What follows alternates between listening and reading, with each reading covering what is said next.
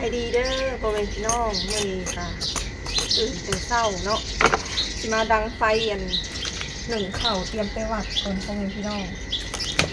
เนื่องจากว่ามื้อนี้เป็นวันศีลวันพระเนาะแต่สิมาดังไฟหนึ่งข้าวไปวัดก่อน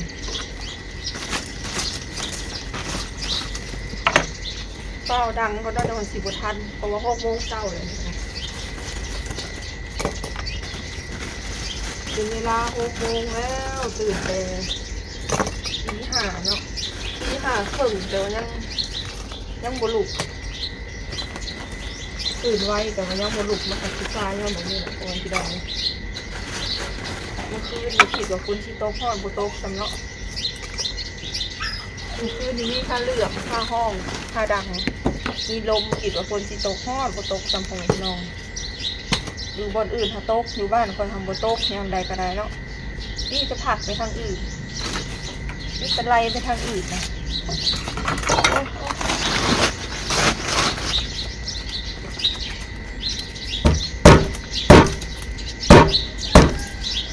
นี่จะตกอยู่เมืองอื่นคน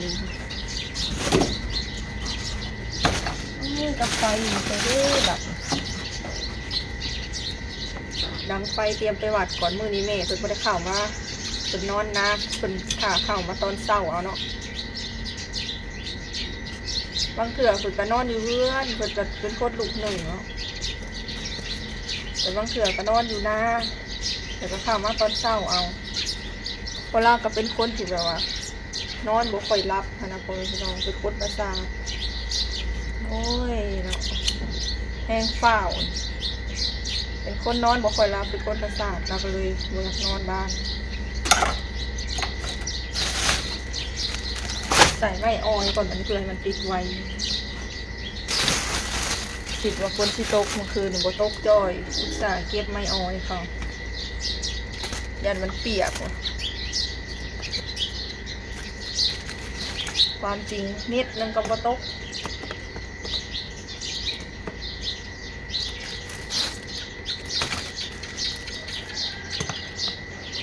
กำลังลุกเนาะทุกคนเดี๋ยวเราจะมาข้างบนหนึ่งไปเสิร์ฟข้าวบนนอกเสิร์ฟข้าวด้านล่างถั่วเดี๋ยวเตรียมนะคะสวยหนาอาบน้ำไปวัดกันเนาะคลองใส่บาทกับท่านได้เตรียมนะทุกคนเดี๋ยวเราจะมาหวดเข่าเสิร์ฟเข่าเลยเนาะ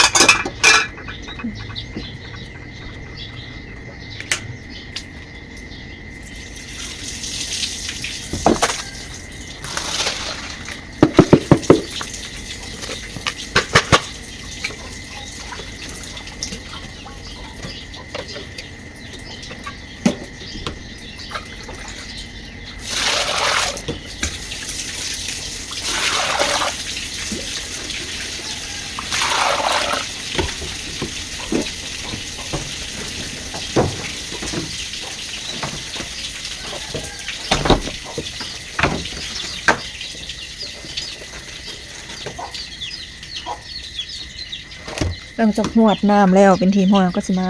จกข้าวเย็นอุ่นนะทุกคนข้าวเย็นมีคู่มือเหนียวบ่หัวข้าวเอียงอ่อนพวกนี้น้องบ่หัวข้าวพันสายอย่างอ่อนเลยสุดก่อนที่กินหาแข็ง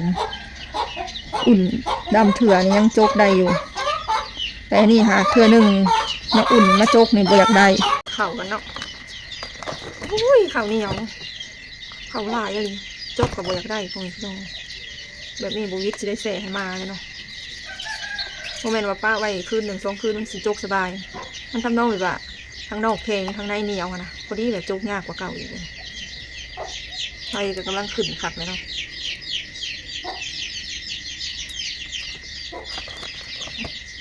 ปั้นมักใหญ่น้องปุ๊เสียเวลาน้ำจกเข่าเย็นแล้วคนพี่น้องสิไปล่างถ้วยไปเตรียมคองใส่บาตรเลย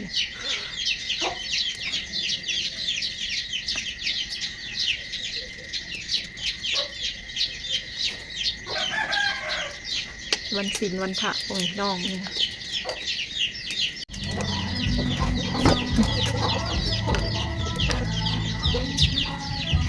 หลังจาก1 ข้าวแล้วเขาก็สิมา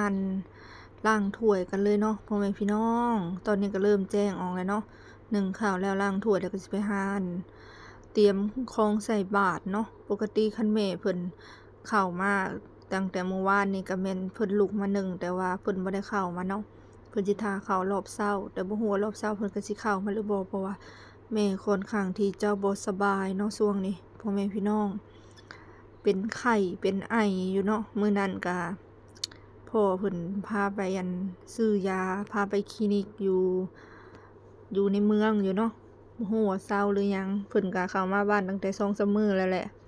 แต่มื้อนี้ก็บ่ได้เข้ามาเนาะถ้วยก็บ่ค่อยได้หลายดอกบ่เกิน10ใบอย่างหลายสุดก็เนาะทุกคน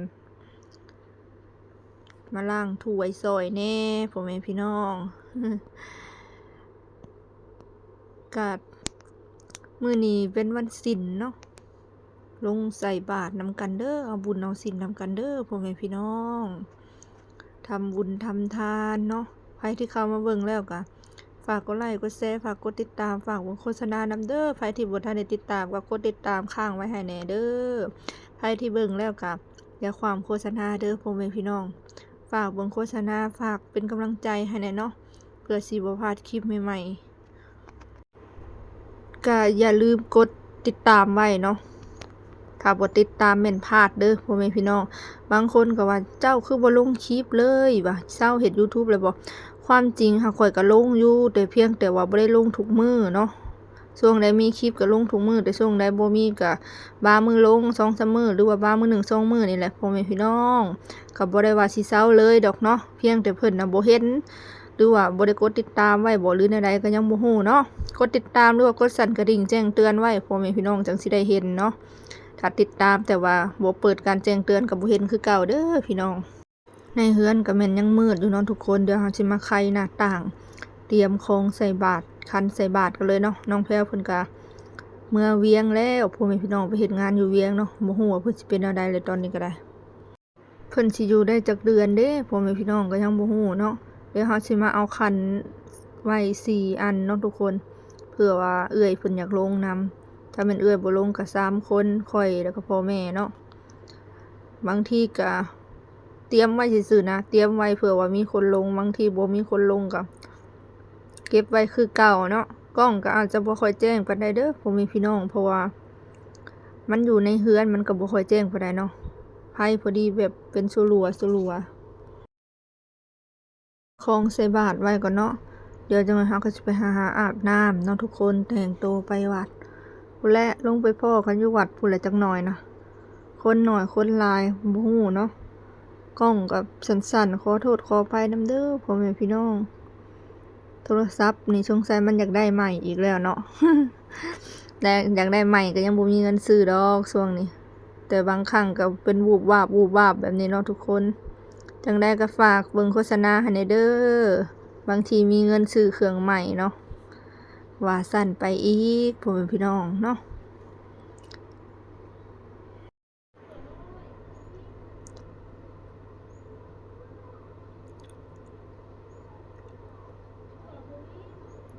ของใส่บาตรก็สิเป็นน้ำเปล่าแล้วก็ข้าวเนาะ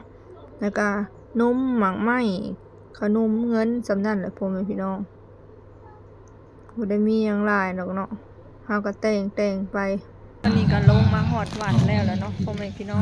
เกือบบ่ทันเนาะดีแต่ว่ายังทันเพราะว่าเฮาขี่รถมาเด้อในประการที่2เนาะอันนี้ ม่วงดกอะไรเนาะนี่ ทางร่วม ของ เลย ใส่บาตร แต่ละเพื่อนร่วมมันลำบาก ม่วงดกอะไรต่ำๆนึงต่ำหน่วยพอดีกินเลยเลือกกินเลยแบบนี้นะหมักหน่วยใหญ่หน่วยน้อยก็สามารถเลือกกินบิดกินได้เลยเนาะดกแห้งแต่ละก๊กนี่ดกก๊กไผก็ดกเนาะพี่อันนี้ก๊กม่วงๆต้มต่ำคนก็คือสิบ่ค่อยหลายดอกเนาะพ่อแม่พี่น้องแม่เพิ่นก็บ่ได้ลงมื้อนี้เอื้อยก็บ่ได้ลงมีแต่ข่อยกับพ่อลงเนาะ2คนแม่ส่วน คนก็บ่ค่อยหลายปานใดเนาะ จากขึ้นไอ้บาทอยากบอกลูกว่านาบอกผัวของไผของลาวหรือบอกพี่น้องสัมพุทธัสสะนะโมตัสสะภะคะวะโตอะระหะโต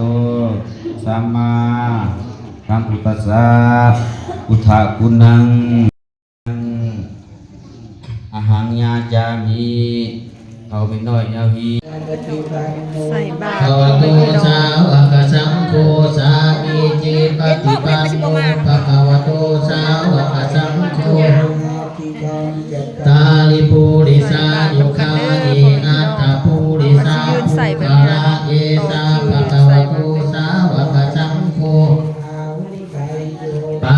เนยโยทาคิเนยโยอันสาลีกาลานิโยอานุตตังลังปุญญเกตังสาธิอาวุสาสภาปินิมมิตาสาวุตันตังคลามีคาลังอุติตาโคลัสเสนาทิธรรมาวิธีนาสิตวาโมดินโทตันเตสสะสยามังคาลานิกามาพิยาภวตุเตสยามังคาลา ตอนนี้เขาก็ได้ใส่แล้วเป็นที่น้อยแล้วเนาะพ่อแม่พี่น้องเดี๋ยวสิกลับไปนำของเก่าก่อนเนาะใส่แล้วก็กลับ เอกาติพุทธาสยมังคลัตตะคาทายุวาจานุทินาทินสลาเต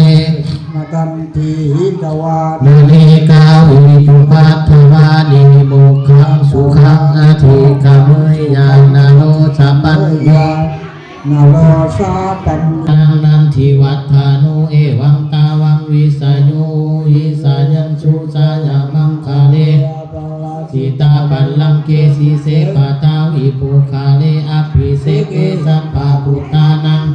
ปัตตุปโมตติ สุนักขตังสุมังคาลังสุปาปาตังสุหุติตังสุขานุสุโมตาจาสุญิตัง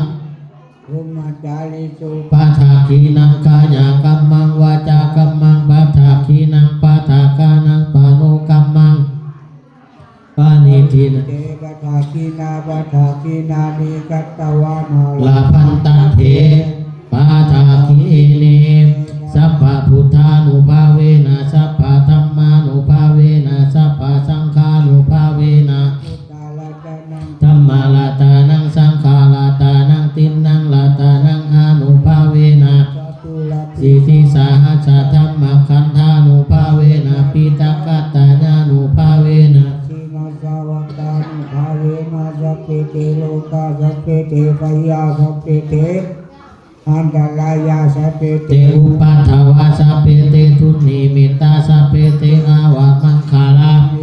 สันตุอายุวัตตะโกธานาวัตตะโกสีริวัตตะโกญาสาวัตตะโกวันนาวัตตะโกสุขาวัตตะโก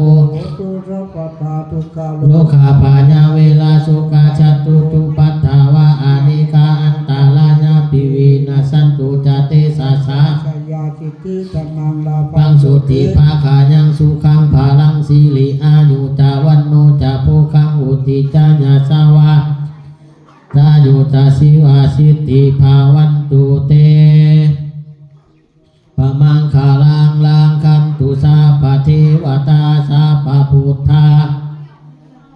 สัทธาสุติภาวันตุเตภาวันตุสาปะมังคาลังลังคันตุสาสัพพะธัมมานุภาเวนะสัทธาสุติภาวันตุเตภาวันตุสาปะมังคาลังลัง ฉันตุสัพพเทวตาสัพพะสังฆานุภาเวนะสัทธาสุเท ภาวันตุเต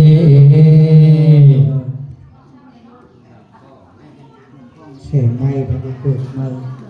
เกิดไม่ไปจากเนื้อใส่ไม่คือเนื้อใส่คนหนึ่งก็ไหวโอ้เดินจะว่าใส่นะ คลิปนี้ก็บ่มีหยังหลายถ้าญาติน้ำอีกจักหน่อยก็สิได้ขึ้นเมื่อแล้วแหละเริ่มหิวข้าวแล้วตอนนี้ก็ได้เนาะรอแต่ว่าเพิ่นใส่บาตรแล้วก็ญาติน้ำก็ได้เมื่อแหละพ่อแม่พี่น้องขอจบคลิปเอาไว้สำนี้ก่อนเด้อสบายดีสวัสดี